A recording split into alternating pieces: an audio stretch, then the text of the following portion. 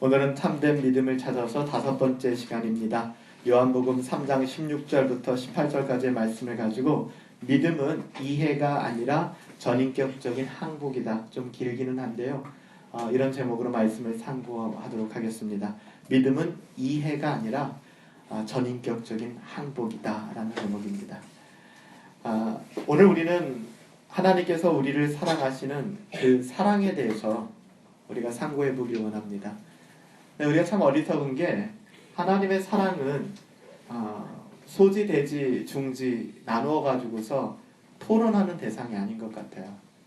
우리가 신앙생활을 하면서도 왜 이렇게 우리의 감성이 메말라 있고 또 우리가 왜 이렇게 복음의 무딘가 생각해 보면 하나님의 말씀을 그냥 지식의 어떠함으로만 대하는 경우가 제법 많더라고요. 가장 심각한 상황에 놓인 건 목사가 아닐까라는 생각이 듭니다. 늘 설교를 준비하고 늘 말씀을 대면하다 보니까 이 말씀을 을의 설교에 대한 소스로만 생각하지 한 사람의 신자로서 이 말씀이 주는 영광과 은혜를 놓칠 때가 굉장히 많다라는 것이죠. 우리는 하나님의 사랑에 대해서 오늘 나누길 원하는 것인데요. 하나님의 사랑을 오늘 이 밤에 나눌 때 이것이 지식의 어떠함이 아니라 하나님이 얼마나 우리를 사랑하셨는가를 하나님이 은혜 주셔서 우리가 깨닫고 또 깊이 경험할 수 있게 되기를 기대합니다. 그 사랑의 어떠함을 깨닫고 경험하게 될 때 우리가 받은 은혜의 어떠함을 알게 되는 거예요. 그러니까 하나님의 사랑을 우리가 경험하게 될 때 비로소 하나님이 내게 주신 은혜가 무엇인가를 알게 된다는 것이죠. 말씀드렸지만 단순히 지식적인 깨달음은 논쟁과 의심만 갖게 되는 것이죠. 만약에 하나님의 사랑에 대해서 하나님이 우리를 얼마나 사랑하셨는가에 대해서 여전히 논쟁하고 여전히 의심하신다면 하나님의 사랑을 알고는 있지만 그 사랑이 단지 우리의 지식 영역에 머물고 있다는 것이죠. 하지만 이 복음을 정말 우리가 깨닫게 되고 우리 마음밭에 녹이게 된다 그러면 은혜 안에 살아가게 되고 감사하게 되며 그 감사의 표현으로 아직 하나님의 복음이 전해지지 않은 그곳 가운데 나아가 복음을 증언하는 삶을 살게 된다는 것입니다. 여러분, 하나님이 우리를 사랑하셨어요. 그래서 한 교회의 영향을 받아서 얼마나 많은 교회가, 한국 교회도 물론 우리 교회는 십자가도 달지 않고 그 어떤 형상도 없긴 하지만 십자가를 달면 나쁜 건 아니에요. 근데 십자가를 다는 교회 아니면 이 앞에다 하나님은 사랑이시다 라는 글자까지 써놓잖아요. 그렇죠? 그만큼 하나님은 사랑이시다. 하나님의 사랑이 얼마나 중요한 것이고 얼마나 강력하길래 예배당에 십자가를 떼고 하나님은 사랑이시다 라는 글을 쓸 정도로 하나님의 사랑에 대해서 여러분 어떠십니까? 하나님께서 우리를 사랑해 주셨어요. 근데 그 사랑은 피상적이고 그냥 그런 사랑이 아니죠. 주 예수 그리스도, 당신의 독생자 예수 그리스도를 우리 죄를 위하여 보내시고 또 우리 죄를 위해서 십자가에서 죽이시기까지 우리를 사랑하셨습니다. 우리는 그 사랑을 이 땅에 어떠한 사랑과도 근접하여 찾아볼 수가 없어요. 예수님께서 우리에게 베풀어 주신 사랑이 우리는 너무나 잘 알고 있잖아요. 그냥 지식적으로만 잘 알고 있을 뿐이지 그 사랑이 정말로 우리가 우리 가슴 속에 그 사랑이 심어져 있는가를 끊임없이 돌아볼 필요가 있다는 생각이 듭니다. 여러분, 주님의 사랑이 어떻습니까? 하나님의 사랑이 어떻습니까? 로마서 5장 6절부터 8절인데요. 여러분들 이 말씀을 깊이 상고하시면서 읽어보시기 바랍니다. 우리 같이 한번 읽어볼까요? 시작. 우리가 아직 연약할 때에 기약대로 그리스도께서 경건하지 않은 자를 위하여 죽으셨도다.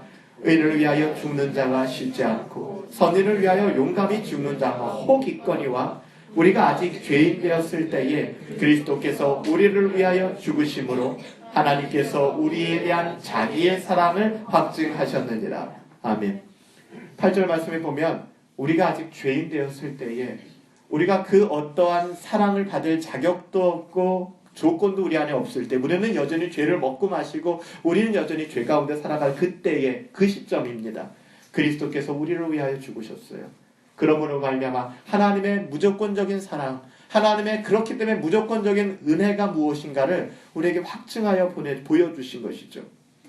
여러분, 사랑하는 사람이라고 해서 그 사람을 대신해서 죽는 것 쉽지 않습니다. 말은 그래도 심정은 그래도 자신의 생명을 내준다는 것은 막상 가봐야 알 수 있는 거 아니에요? 여러분 어떠세요? 우리 사랑하는 집사님들, 권사님들, 여러분의 자녀가 물에 빠졌다, 아니면 죽을 위기에 생겼다, 마음 같아서는 당연히 부모가 뛰어들겠죠. 물론 그런 분들도 계시고요. 그리고 그 아이를 살려내겠죠. 근데 여러분들 막상 이 나의 죽음, 나의 목숨을 내던져야 된다는 그 상황은요, 가봐야 하는 거예요. 우리가 여기서는 당연히 하고 말고요, 당연히 그렇고 말고요 라고 이야기할 수 있지만 정말 그렇지 않아요. 여러분, 베드로가 뭐라고 얘기했습니까? 선생님, 당신이 죽는 자리라면 내가 가겠습니다. 있을 수 없습니다. 라고 얘기했던 베드로는 정작 예수님이 체포되고 예수님이 빌라도의 뜰로, 제사장의 뜰로 잡혀 들어갔을 때 그는 비겁한 모습으로 숨어서 예수님을 바라보고 있었단 말이에요. 우리가 사랑한다고 하는 것과 사랑해서 내 목숨을 바치겠다고 하는 것, 말은 좋죠. 듣기 좋죠. 근데 정말로 내 목숨을 바친다는 건 인간은 누구나 그 상황에 당면해야 비로소 알 수 있는 거예요. 우리 예수님께서는 우리가 아직 죄인 되었을 때에 그분이 우리를 위하여 십자가를 지심으로 말미암아 그것을 확증하여 보여주셨다고 합니다. 내가 너를 위해 죽을게. 내가 너를 위해서 죽어줄 수 있을 것 같아. 내가 능히 너를 위해서 죽을 거야가 아니라 그분이 2000년 전에 우리의 죄를 담당하시고 십자가에서 죽으셨다는 것입니다. 여러분, 누군가를 위하여 내 목숨을 내어놓는다는 것, 좋아요. 혹시 착하고 선하고 정말 내가 차라리 죽는 것이, 저 사람이 이 땅을 살아가는 것이 훨씬 더 가치가 있다 생각해서 우리의 목숨을 내던질 수 있을 것도 같습니다. 한 번쯤은 생각해 볼 수 있을 것 같아요. 그런데 중요한 거는 전혀 그럴 가치가 없는 사람을 위하여 죽는다? 여러분, 이것은 언어도단이죠. 말장난이에요. 여러분, 누가 그런 사람이 이 땅에 있단 말입니까? 아니, 설령 내가 죽고 저 사람이 삶으로 말미암아 저 사람이 훨씬 더 인류에게 기여할 것이 많은 것 같아요. 그럼 내가 대신 죽을 수 있을 것 같아요. 순간의 결정을 통해서. 근데 그렇잖아요. 버러지 같고 더럽고 추악하고 인생 쓰레기 같다고 느껴지는 그 사람을 위하여 과연 죽을 사람이 있을까? 여러분, 저만 그런가요? 인간은 어떻습니까? 인간은 누구나 원수 갚기 위해 자신의 목숨을 겁니다. 내가 목숨 걸고 내 원수를 갚을 거야. 내가 목숨 걸고 저 자식 죽일 거야. 뭐 이런 이야기는 하지만 그 원수를 위해 죽는 사람이 있을까요? 오늘 성경은 그 이야기를 하고 있는 것입니다. 원수를 위하여 대신 죽는 것. 여러분, 이것은 인간 안에서 찾아볼 수 있는 시스템이 아니에요. 인간 안에서는 이런 능력이 나올 수가 없어요. 그런데 하나님이 그렇게 하셨다는 거죠. 이걸 한 단어로 은혜라고 하는 겁니다. 은혜요. 받을 자격이 없어요, 나는.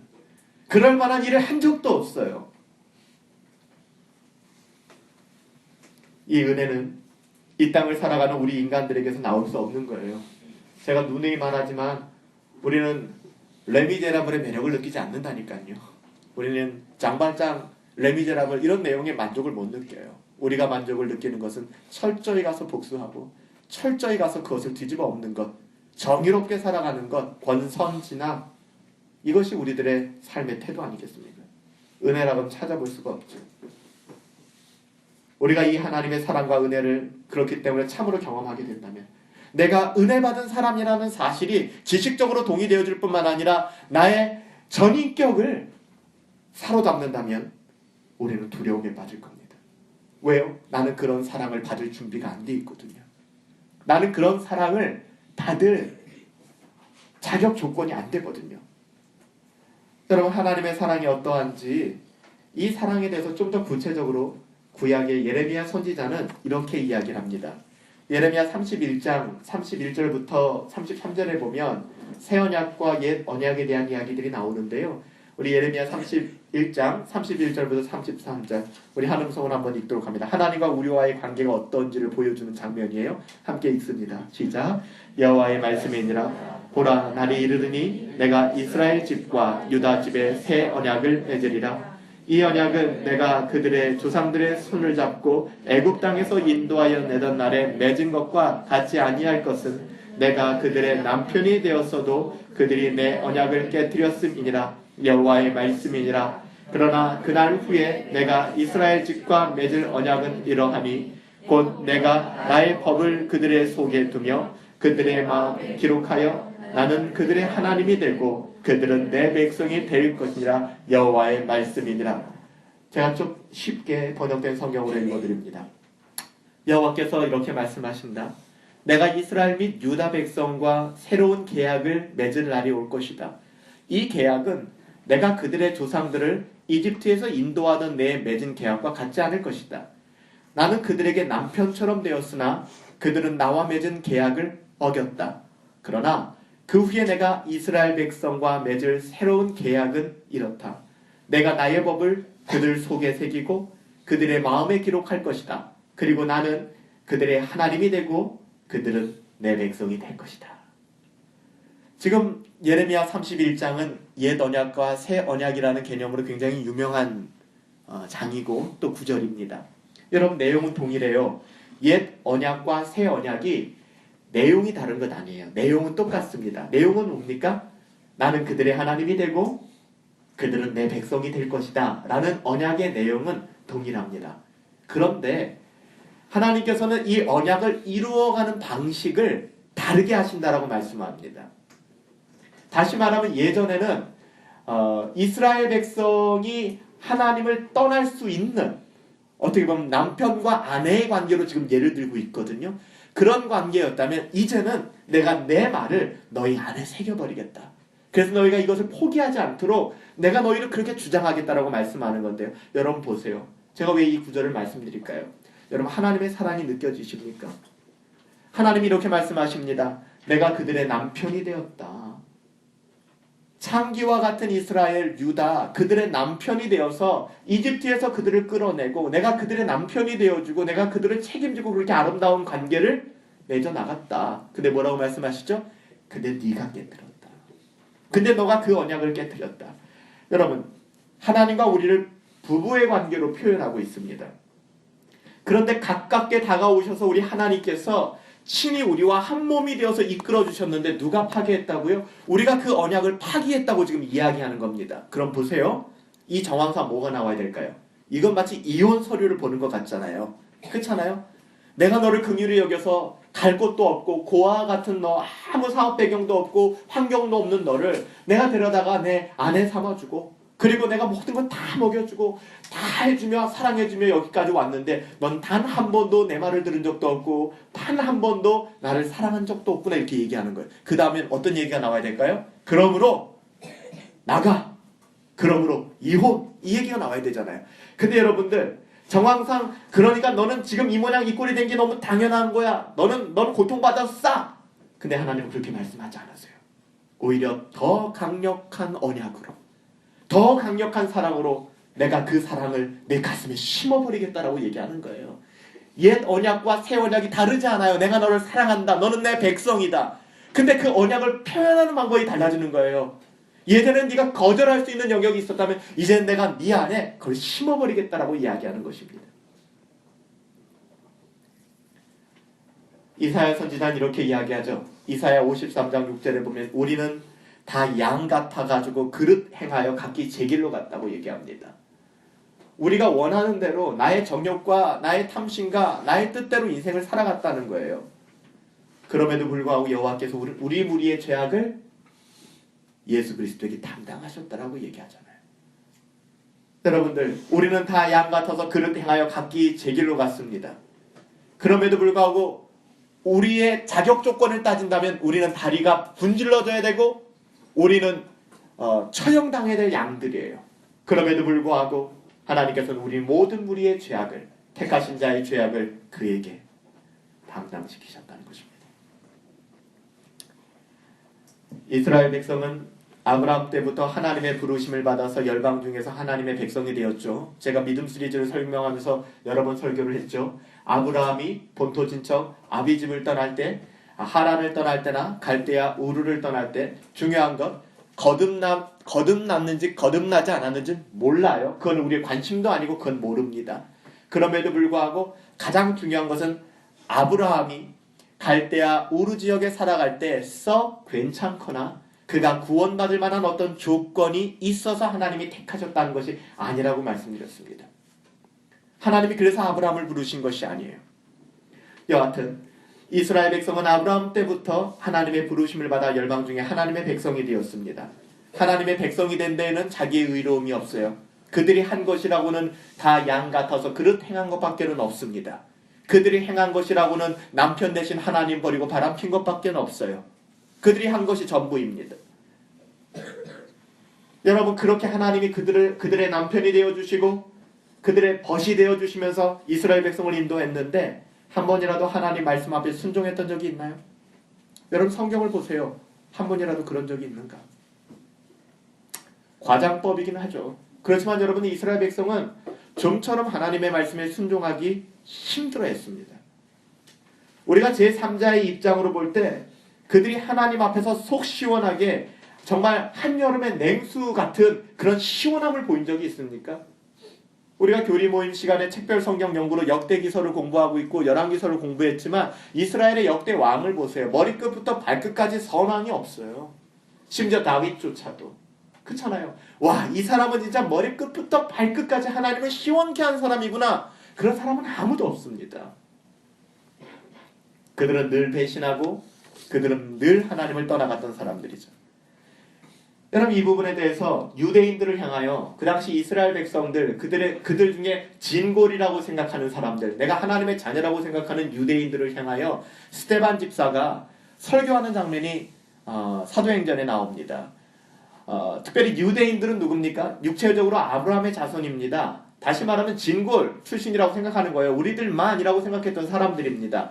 그 사람들을 향하여 스데반이 이렇게 증언합니다. 사도행전 7장 51절부터 53절은 스데반이 순교할 때 했던 설교 중에 일부거든요. 한번 같이 보시죠. 51절부터 53절 시작. 목이 곧고 마음과 귀에 할례를 받지 못한 사람들아, 너희도 너희 조상과 같이 항상 성령을 거스리는도다. 너희 조상들이 선지자들 중에 누구를 박해하지 아니하였느냐? 의인이 오시리라 예고한 자들을 그들이 죽였고 이제 너희는 그 의인을 잡아 살인자가 되었나니 너희는 천사가 전한 율법을 받고도 지키지 아니하였도다 하리라. 너희가 한 번이라도 하나님의 말씀을 제대로 들은 적이 있느냐? 너희가 한 번이라도 하나님의 마음에 맞게 행동한 적이 있느냐? 너희가 옛적부터 하나님이 보내신 선지자들 중에 기쁜 마음으로 예하고 순종한 적이 있느냐? 라고 지금 스데반이 그의 사랑하는 부형들이여, 나의 형제 자매들이여, 스데반 유대인이에요. 지금 그 말씀을 증언하는 것입니다. 51절에 뭐라고 얘기해요? 유대인들을 향하여 이렇게 얘기합니다. 목이 곱고 마음과 귀에 할례를 받지 못한 자야. 그들은 육체의 할례를 받은 사람들이라고 생각했고 그들은 육체의 할례를 받은 구원받은 백성이라고 생각했습니다. 그들을 향하여 성령께서 스데반의 입을 열어서 이렇게 말씀하십니다. 목이 곱고 교만하고 마음과 귀에 할례를 받지 못한 자들이여, 너희는 할례를 행할지니 그 할례는 마음에 행할 것이라. 이사야 선지자는 톱으로 켜서 죽였어요. 예레미야 선지자는 박해할 만큼 비참하게 박해했습니다. 엘리야 선지자는 광야로 쫓아버렸어요. 거기서 끝나는 것이 아니라 하나님께서 그 아들 예수 그리스도를 보내주셨는데 그마저 십자가에 못 박아버렸잖아요. 너희들이 무슨 할 말이 있느냐? 너희들이 무슨 할 말이 있느냐? 하지만 성경은 그들이 그렇게 범죄하였음에도 불구하고 하나님은 단 한순간도 그들을 버린 적이 없다고 하시는 거예요. 물론 징계는 하세요. 책망도 하세요. 사랑하시니까. 하나님이 우리를 책망하시고 이스라엘 백성을 40년 광야로 밀어넣으시고 바벨론에 의해서 남유다가 멸망당하는 이 모든 상황들, 이 비참한 상황들, 여러분 믿기 어렵겠지만 하나님이 우리를 사랑하시니까. 하나님이 우리를 사랑하시니까. 하나님께서 우리를 징계하시고 책망하시는 목적은 간단합니다. 돌아오게 하기 위하여. 돌아오라는 것입니다. 하나님의 자녀들이 그렇게 살면 안 된다는 거예요. 돌아오라는 것입니다. 그래서 어떤 분들은 이렇게까지 얘기합니다. 내가 거듭났음에도 불구하고 하나님의 자녀임에도 불구하고 나의 삶이 명명백백하게 악한 길로 걸어가는데 나의 삶에 제동이 걸리지 않아요. 괜히 두려운 일이라는 거죠. 우리끼리 할 수 있는 이야기겠지만 때로는 오히려 그런 상황에서 내가 하나님의 자녀 맞나? 자녀들이 그렇지 않겠습니까? 육적인 자녀들도 마찬가지잖아요. 맨날 PC방 가고 맨날 게임방 가고 맨날 물란하게 살고 율락가를 들락달락 하는데 부모가 한마디도 안 해요. 기분이 좋을까요? 처음엔 좋을 수 있겠죠. 나를 터치하지 않는구나. 근데 시간이 지나면서 고민하기 시작할 겁니다. 진짜 내 부모 맞나? 내가 이렇게 살아가는데. 내가 이렇게 살아가는데. 이런 이스라엘 백성들, 이 구약의 사건을 읽을 때마다 발견되는 그 인간의 완악함, 우리가 성경을 보면서도 갖는 마음 아닙니까? 어떻게 이럴 수가 있지? 야, 진짜 대단하다. 어떻게 이럴 수 있지? 하나님에게 싶을 정도로 악함과 부패가 인간 속에 가득합니다. 하지만 이렇게 인간이 헤아릴 수 없을 만큼 부패함에도 불구하고 그 악한 자기 백성을 포기하지 않으시는 하나님의 그 사랑을 여러분 보십니까? 하나님이 우리를 그렇게 사랑하세요. 오늘 본문에도 이 말씀이 실감나게 기록되어 있죠. 오늘 본문 요한복음 3장 17절을 보십시오. 이렇게 기록되어 있습니다. 하나님이 그 아들을 세상에 보내신 것은 세상을 심판하려 하심이 아니요 그로 말미암아 세상이 구원을 받게 하려 하심이라. 여러분, 이 말씀이 구약으로부터 내려오는 역사적 배경과 함께 이해될 때 굉장한 위력을 갖기 시작하는 거예요. 여러분, 비로소 이 말씀이 얼마나 놀라운 이야기인지 깨닫게 됩니다. 이스라엘은 하나님께서 수없이 많이 보냈던 선지자들의 말을 듣지 않고 불순종했습니다. 그들을 그래서 매를 맞아서 정수리부터 발끝까지 온통 상처뿐이었습니다. 그런 와중에도 전혀 회개하지 않는 완악한 목이 곧은 족속. 그것이 우리들의 모습이죠. 이스라엘의 모습이고 우리들의 모습이죠. 그래서 하나님은 차마 이스라엘을 바벨론에게 넘겨주셨던 것입니다. 미디안 손에 붙였던 것입니다. 아수르 손에 붙였던 것입니다. 이건 버리는 게 아니에요. 하나님이 우리를 사랑하시기 때문에. 요한복음 3장 17절에서처럼 역설적이게도 버림의 모습을 통해서 그들을 구원하시고자 하시는 하나님의 사랑을 보여주시는 것입니다. 그럼에도 불구하고 세상은 하나님께서 이렇게 수많은 사람들을 역사 속에 보내셨음에도 불구하고 회개하며 돌아오지 않았습니다. 근데 마지막 날엔 탄식하게 될 거예요. 여러분, 그날이 있다는 사실 아십니까? 탄식하게 될 그날이 오게 될 것입니다. 알곡과 쭉정이가 나누게 될 것이고, 알곡과 가라지가 나누어지게 될 것이고, 양과 염소가 나누어지게 될 것입니다. 그때는 누군가 이렇게 얘기할지도 모르겠습니다.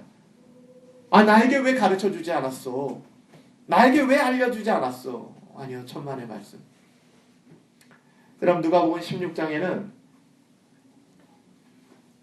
굉장히 무섭기도 하고 또 굉장히 중요한 말씀이 기록되어져 있습니다. 한 부자의 이야기고 한 가난한 거지의 이야기입니다. 한 부자가 있었습니다. 그는 값진 옷을 입고 날마다 즐기면서 호사스럽게 살았습니다. 하면 그 집 대문에는 늘 나사로라고 하는 사람이 와서 그 부스럼 투성이인 사람, 몸에도 막 뭔가 나고 정말 우리가 생각하는 그런 노숙자와 똑같은 사람이죠. 그 거지가 누워 있었다고 합니다. 그 부자가 식탁에서 떨어지는 부스러기로 그 줄인 배를 채우려고 하자 심지어 개들이 와서 그의 헌배를 핥을 정도로 비참한 인생을 살았던 것이 나사로였습니다. 그래서 성경은 예수님께서 이런 말씀을 하십니다. 그들의 죽음 이후 부분을 설명하십니다. 어느 날 거지가 죽어서 천사의 인도로 아브라함의 품에 안겼다라고 얘기합니다. 그리고 부자도 죽어서 땅에 묻혔습니다. 근데 중요한 것은 그 다음에 이 땅의 세상이 아니라 다음 세상에 대해서 얘기합니다. 부자는 지옥의 고통을 당하게 되었고, 그리고 나사로는 아브라함 품에 안기는 장면이 나옵니다. 고통스럽게 얘기합니다. 부자는 이렇게 얘기합니다. 자기의 고통은 내가 인정하겠다. 이렇게 얘기합니다. 제발 부탁입니다. 나사로를, 저 거지 나사로를 내 아버지 집으로 좀 보내주십시오. 내게는 형제가 5인데 나사로를 좀 보내서 내 형제들에게 경고해 주십시오. 여기 오지 않도록. 하나님의 긍휼과 자비라고는 전혀 찾을 수 없는 이 지옥에 오지 않도록 내 사랑하는 형제들에게 저 나사로, 저 거지 나사로를 보내셔서 좀 말씀해 주세요 라고 이야기를 합니다. 그러나 아브라함이 이렇게 얘기하는 장면이 나와요. 이 신약 성경에 나온 얘기. 아브라함이 이렇게 얘기합니다. 그들에게 모세와 선지자들이 있으니 그들의 말을 들으면 될 것이다. 무서운 얘기 아닙니까? 이미 내가 너희들에게 성경을 주었고, 이미 너희들에게 많은 선지자들을 보냈고, 너희들에게 많은 랍비를 보냈고, 너희들에게 많은 가르침을 주지 않았느냐? 그것이면 너희 형제를 구원하는데 충분하다라는 이야기입니다. 이 부자가 애원하기 시작합니다. 그것만으로는 안 될 것 같습니다. 아브라함이요, 아버지 아브라함이요, 그렇지 않습니다.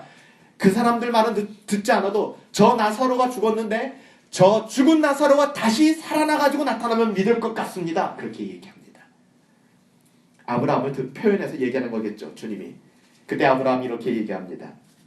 그들이 모세와 선지자들의 말을 듣지 아니하면 비록 죽은 사람이 다시 살아난다 하여도 그들이 그 말을 듣지 않을 것이다 라고 얘기합니다.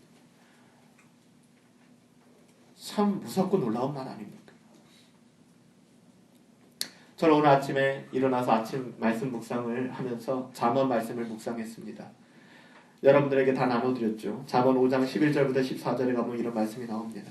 두렵건대 마지막에 이르러 내 몸, 내 육체가 쇠약해질 때에 내가 한탄하여 말하기를 내가 어찌하여 훈계를 싫어하며 내 마음이 꾸지람을 가벼이 여기며 내 선생들의 목소리를 청종하지 아니하며 나를 가르치는 이에게 귀를 기울이지 아니하였던고 많은 무리들이 모인 중에 큰 죄악에 빠지게 되었노라 할까 염려하라. 두렵건대 마지막 때 이르러 내 몸과 내 육체가 쇠약해질 때죠. 내 몸이 쇠약하지 않아요. 여기 모인 청년들. 뭐 작년도 상관없겠죠. 아직 내가 뭔가 할 수 있다고 생각돼요. 내가 뭔가 할 수 있는 힘이 있고 나의 힘으로 뭔가 주도적으로 할 수 있다라는 의지를 갖습니다. 여러분 이 말을 오해하지 마세요. 적극적이고 능동적이고 힘있게 살아가는 것이 잘못됐다는 이야기는 아닙니다. 하나님 앞서 마치 내 인생을 내가 다 컨트롤할 수 있다라는 교만함을 이야기하는 것이죠. 근데 나중에 우리의 몸이 쇠약해지고 연약해지고 나이가 들고 아무것도 할 수 없다는 그때가 찾아오면 후회하게 될 것이죠. 이스라엘이 그랬다는 것입니다. 사랑하는 여러분들, 여러분 하나님을 어떻게 생각하십니까? 하나님께서는 이 세상을 창조하시고 인간을 만드셨어요. 여러분 믿으십니까? 하나님은 우리와 견줄 수 있는 분이 아니세요. 여러분들 하나님은 시간 안에 계신 분이 아니십니다. 하나님은 시간을 만드신 분이세요. 하나님은 공간 안에 갇혀 계신 분이 아니세요. 물론 공간 안에도 임하시기도 하시지만 하나님은 공간이라는 것을 만드신 분이세요. 하나님은 창조주세요. 여러분들. 인간의 어떠함으로 감히 하나님을 알 수 없습니다. 알 수 있다 그러면 그분은 하나님이 아니죠. 여러분 하나님께서 이 세상을 창조하시고 인간을 만드셨어요. 웨스트민스터 신앙고백서 소요리 문답에서 이것을 가르치기를 이렇게 물어봅니다. 사람이 제일 된 목적이 무엇이냐? 여러분 무엇입니까?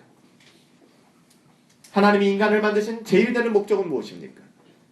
사람이 제일 첫 번째 되는 목적은 하나님을 영화롭게 하는 것과 영원토록 그를 즐거워하는 것이다. 고린도전서 10장 31절에 가보면 그런즉 너희가 먹든지 마시든지 무엇을 하든지 뭘 위해서요? 하나님의 영광을 위해서 하라. 제가 T4즈를 준비하면서 여러 논문들을 다시 보고 있어요. 성화에 대한, 칭의에 대한, 은총에 대한, 은혜에 대한 논문들. 특별히 종교개혁 시대뿐만 아니라 어거스틴과 4세기, 5세기부터 시작해서 쭉 초대교회 논문들을 쭉 보고 있는데 그때 신학적 주제들에 대한 논문들을 보고 있는데 제가 칼빈의 글 보면서 좀 많이 감동을 받았어요. 전기를 보면서. 칼빈이 굉장히 오해를 굉장히 많이 받아요. 그래서 칼빈이 학살자다, 살인자다라는 이야기까지 하시는 분들이 계신데 그렇지 않아요. 그건 굉장한 오해입니다. 여러분들 우리가 5 솔라를 얘기하죠. 그 5 솔라의 4가지는 루터의 고백입니다. 루터의 고백이에요. 근데 마지막 5번째 솔리데오 글로리아는 루터가 고백한 고백이 아니라 칼빈의 고백입니다. 여러분 칼빈은 단 한 번도 자기의 이름과 명성을 주장한 적이 없었어요. 그가 어디서 어떻게 공부를 했는지 그 자신의 입으로 이야기하지도 않았습니다. 그리고 그가 죽은 이후에도 자기의 묘비나 자기의 무덤조차도 굉장히 협소하게, 그래서 나중에는 칼빈이 어디에 묻혔는지도 모를 정도로 그런 인생을 살았던 사람이 칼빈입니다. 근데 그 칼빈이 늘 자기의 인생에서 드러내기를 원했던 것은 뭐냐면요, 솔리데오 글로리아예요. 하나님께 영광이 되는 삶. 자기 자신을 드러내고 싶지 않다는 거예요. 오직 하나님의 영광을 드러내고 싶다. 사도 바울의 고백 아닙니까? 너희가 먹든지 마시든지 무엇을 하든지 상관없다. 그건 너희들의 자유다. 너희에게 자유의지가 있다. 뭘 먹든지 상관하지 않겠다. 제사의 음식을 먹든 사도 바울이 그렇게 얘기하잖아요. 이방 신전에 올려진 제사 음식을 못 먹는 사람은 먹는 사람을 뭐라고 하지 말고 먹는 사람은 못 먹는 사람을 뭐라고 하지 말아라. 나에게 물어본다면 나는 하나님 앞에 덕이 되기 위해서 먹지 않겠다라고 얘기했던 거지, 음식에 먹고 안 먹고가 거룩과 불경건을 얘기하는 것이 아니에요. 뭐라고 얘기합니까? 우리 주님께서 입으로 들어가는 것이 우리를 더럽게 만드는 것이 아니라 입에서 나오는 것이 우리를 더럽게 한다라고 말씀하셨잖아요. 너희가 무엇을 먹는지 그건 예정되지도 않았다. 너희들이 알아서 해라. 너희들이 무엇을 마시든지 상관이 없다. 너희들이 무엇을 하든지, 무엇은 물론 중요한 단서가 묶이죠. 하나님을 영원롭게 하는 일이죠. 악을 행해서는 안 되죠. 그렇지만은 객관적으로 우리가 회사를 간다, 우리가 결혼을 한다, 이건 악한 일이 아니잖아요. 뭐든지 해라. 목사님, 제가 결혼해야 될까요? 결혼하지 말아야 될까요? 그걸 저한테 물어보지 마세요. 여러분들 알아서 하세요. 그거는. 근데 중요한 건 뭔지 아세요? 그 결혼을 통해서 하나님이 영화롭게 돼야 돼요. 여러분이 선택한 그 직업과 그 직장과 관계를 통해서 솔리데오 글로리아, 하나님이 영화롭게 되어져야 돼요. 로마서 11장 36절에 이렇게 얘기합니다. 이는 만물이 주에게서 나오고 주로 말미암고 주에게로 돌아갑니다. 그렇기 때문에 하나님께 영광을 돌리라는 거예요. 그에게 영광이 세세토록 있을지어다. 아멘. 이것이 로마서에서 사도 바울이 이야기하는 거예요. 사람의 첫 번째 존재 목적, 하나님을 영화롭게 하는 것이고 그를 영원토록 즐거워하는 것이다. 그렇다면 도대체 어떻게 해야 하나님을 영화롭게 하는 것인가요? 도대체 어떻게? 우리는 모르잖아요. 그래서 하나님이 주신 은혜가 무엇입니까? 웨스트민스터 소위원보다 이문이 그래서 이렇게 시작합니다.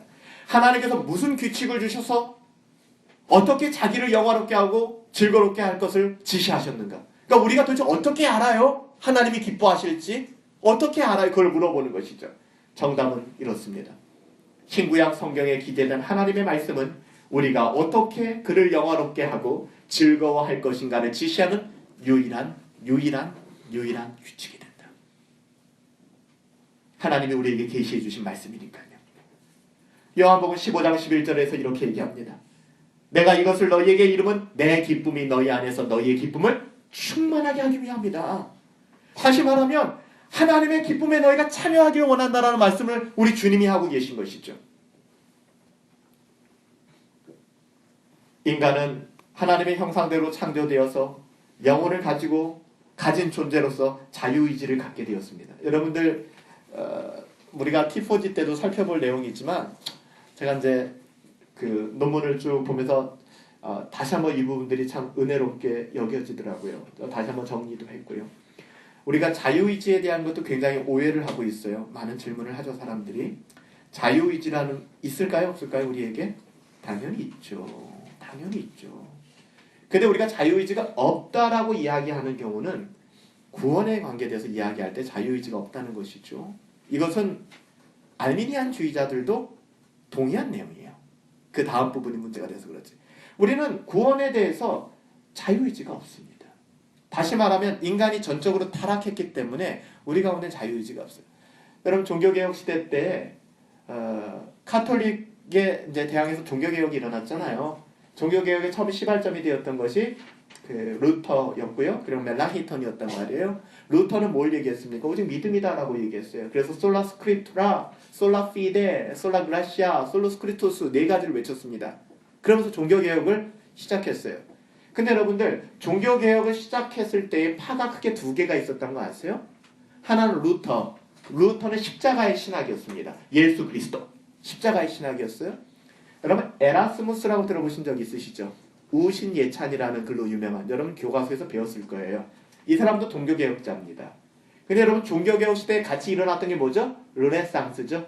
르네상스 계몽주의잖아요. 인간의 이성을 중시 여기는 인간의 이성과 계몽주의적 사상을 가지고 기독교를 개혁하려고 했던 사람이 바로 에라스무스입니다. 루터는 십자가의 복음으로 돌아가자는 것이었고요.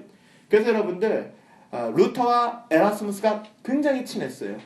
로마 교황청에서 루터를 잡아들여라, 죽여버리겠다 했을 때 루터를 보호하고 루터를 살려줬던 것이 에라스무스였습니다.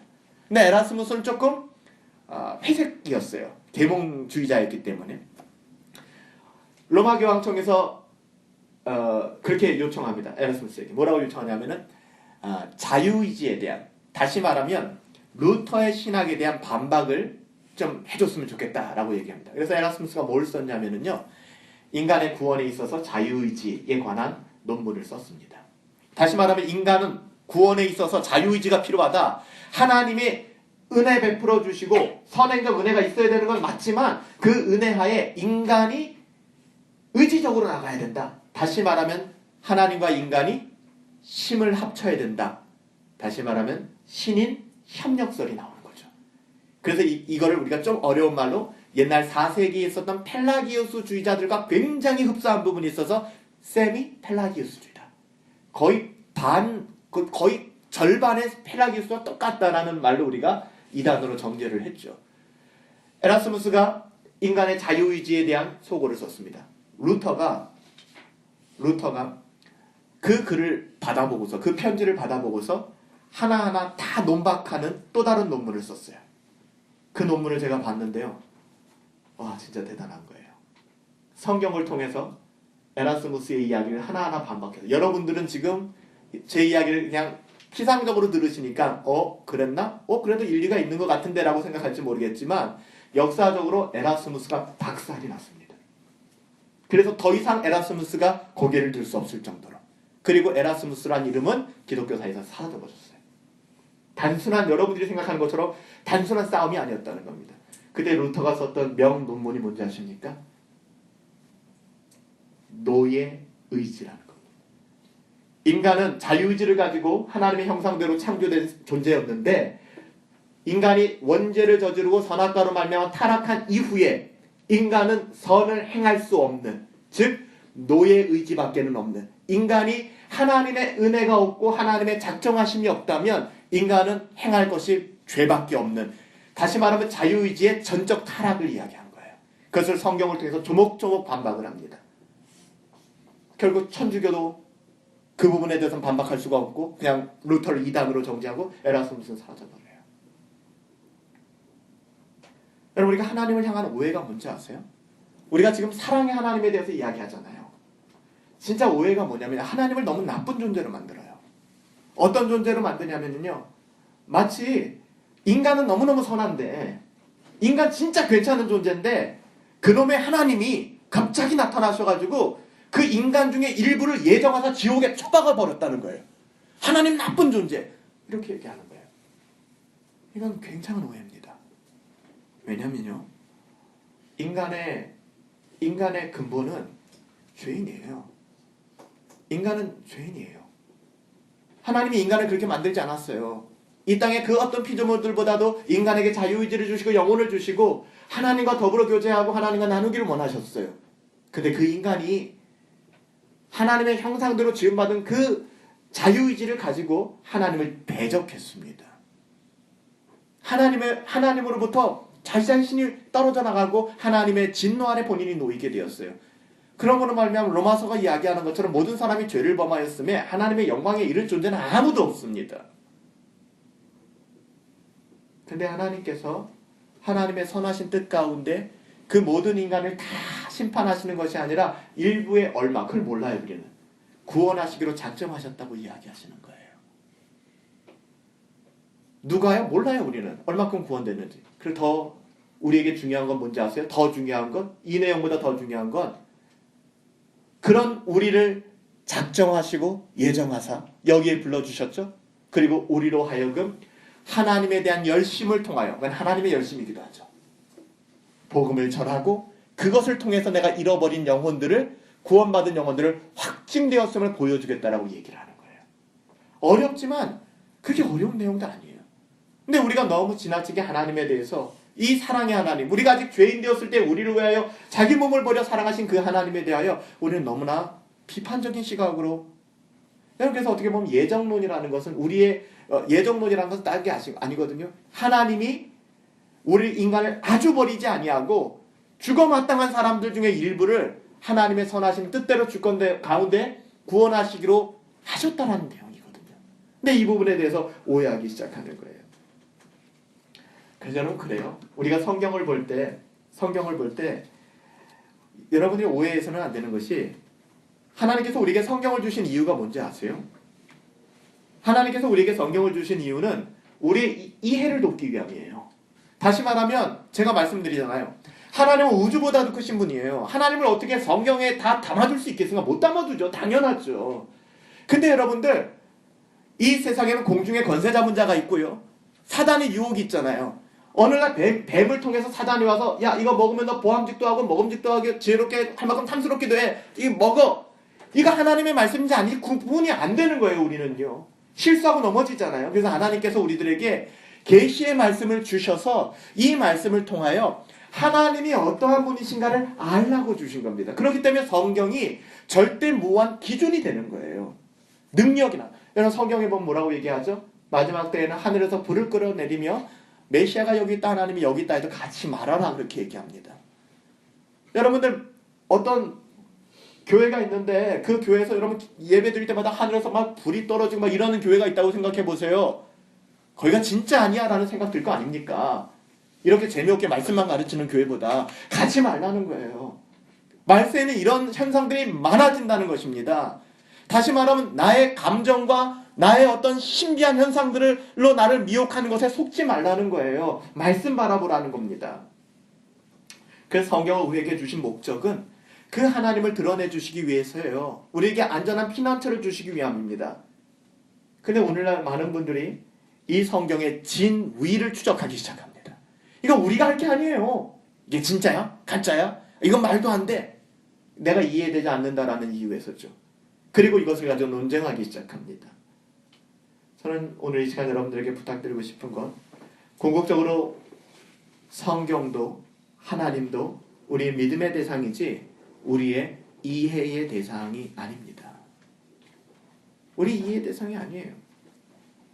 믿음은 있는 그대로 믿는 것이지 우리가 이해되지 않는다고 분석하고 따질 영역이 아닙니다. 그래서 제가 오늘 설교 제목을 이 말씀을 묵상하면서 참된 신앙은 이해가 아니다. 참된 믿음은 이해가 아니다. 이건 항복이다. 항복도 어떤 항복이라고요? 전인격적인 항복이라는 거예요. 우리는 이 시간 우리 스스로를 좀 돌아볼 수 있게 되길 바랍니다. 우리가 이 자리에 오게 된 것은 우리가 스스로 잘했기 때문입니까? 아니면 하나님께서 우리를 성경을 믿게 하시고 믿어지게 하시고 하나님을 이해시켜 주시고 그리고 하나님께 항복했기 때문입니까? 당연히 후자죠. 우리는 하나님께 항복해서 이 자리에 온 사람들 아닙니까? 아닌가요? 여러분 어떠세요? 여러분 하나님 앞에 전인격적으로 항복하셔서 천부의 의지 없어서 손들고 옵니다. 저는 할 수 있는 게 없어요. 주님 도와주세요 라고 해서 오신 분들 아니십니까?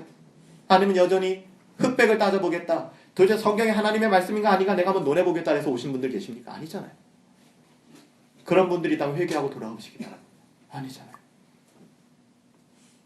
우리가 성경을 배우고 성경에 대해 이야기하는 것은 이것이 근본적으로 하나님의 말씀이기 때문에 하나님의 말씀이라고 믿기 때문에 그렇게 되는 것이죠.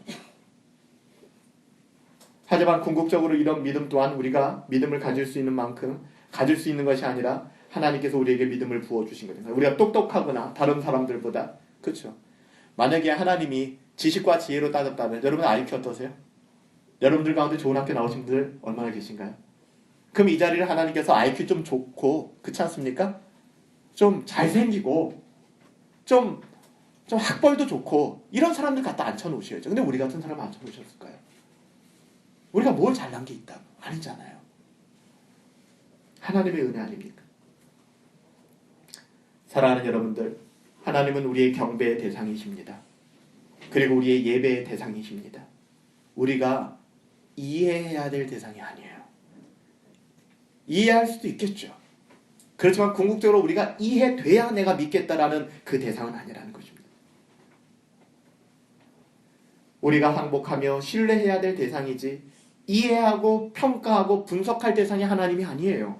성경이 아닙니다. 그렇잖아요.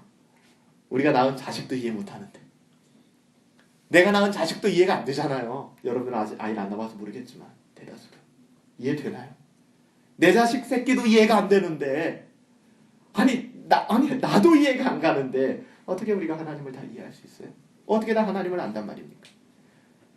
우리는 하나님이 설명되어서 하나님을 믿는 사람들이 아니에요. 우리가 어떻게 이 자리에 서 있게 되었습니까? 우리는 하나님을 알고 있죠. 하지만 하나님을 다 설명할 수는 없어요. 그분이 어떤 분이신지. 다만 하나님이 누구신지 내 영혼이 반응하고 있는 거죠. 결과적으로. 하나님, 그분이 나를 위해서 죽으셨고 이 땅에 오신 사실을 믿어지기 시작하는 거죠. 비록 머리로 다 이해가지는 않지만 어딘가 좀 이상하고 좀 약간 좀 이상하지만 그래도 하나님이 믿어지는 것이죠. 우리의 삶의 현장에서 우리가 직면한 것은 바로 신앙이 이런 기준들을 요구하고 있다는 것이죠. 믿어져야 믿겠다. 이해돼야 믿겠다. 오늘 우리가 우리에게 행하신, 우리를 향하신 하나님의 사랑이 얼마나 크신지 새삼스럽게 감격하는 것은 그 하나님을 이해했기 때문이 아니라 그냥 믿어졌기 때문이에요. 우리가 아직 죄인 되었을 때 우리를 위해서 사랑하신다는 그것 여러분 이해가 됩니까? 그럴 만한 자격이 우리에게 있어요? 우리는 이해할 수 없어요. 근데 믿어지는 거죠. 나를 위해 예수님이 죽으셨다는 사실이거든. 2000년 전에. 그거 믿어지지 않아요 여러분들? 그거 믿어져서 울지 않으셨나요? 저도 예수님 처음 믿고 나서 그 사실이 처음 믿어지고 그렇게 많이 울었어요. 주님이 날 위해서 죽으셨다는 그 사실. 그게 믿어지는 거예요. 예전에는 논쟁하고 싸우기 바빴어요. 저도. 전도사 교회 다니면서 전도사님 쫓아다니면서 신학적으로 물어보고 신앙도 없으면서 저 그랬었어요. 근데 예수님이 믿어지니까 그냥 아무것도 없어. 그냥 믿어지는 거야. 그분이 나를 위해서 죽으셨다는 사실. 그리고 내가 어마어마한 죄인이라는 사실. 어느 한순간에 하나님이 행하신 것이죠. 여러분, 이것이 예수 믿는 모든 사람들이 잊어서는 안 되는 자세입니다. 믿음은 이해의 대상이 아니라 신앙은 믿는 거예요. 이것이 우리 모두의 신앙 고백이 되어져야만 합니다.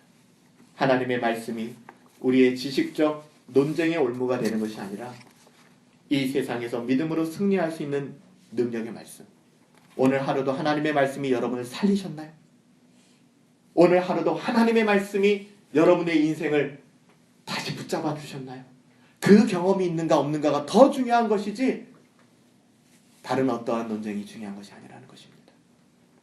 믿음은 이해가 아니라 전인격적인 항복입니다. 하나님 앞에 여러분의 삶을 그렇게 항복하시면서 그렇게 하실 수 있는 하나님의 은혜를 구하며 나갈 수 있는 저와 여러분들이 되시기를 예수님의 이름으로 축복합니다. 기도하겠습니다.